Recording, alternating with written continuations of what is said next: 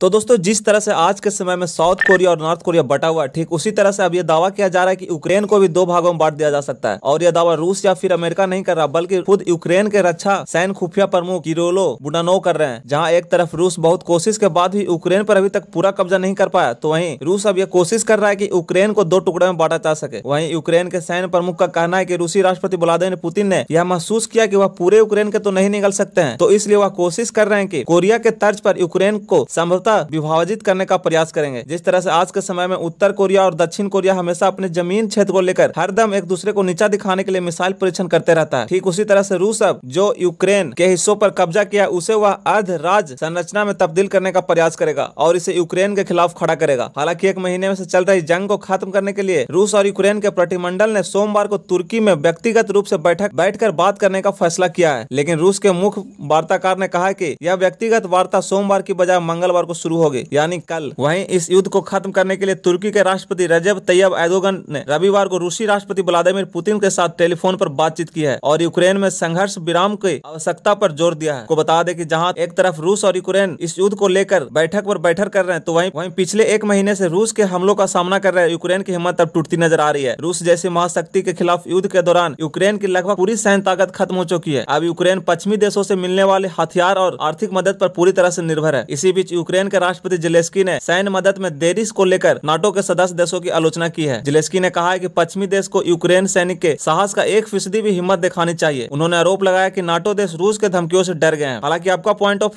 क्या है इस खबर को लेकर? क्या रूस अब इस युद्ध को खत्म करेगा या फिर पूरे यूक्रेन पर कब्जा करके ही रूस इस युद्ध को खत्म करेगा? आप अपना राय कमेंट में जरूर बताएं। और इस तरह खबर देखने के लिए आप हमारे चैनल इंटरनेशनल अफेयर को सब्सक्राइब कर ले, ताकि आप अपडेटेड रहें वर्ल्ड और डिफेंस के तमाम खबरों से।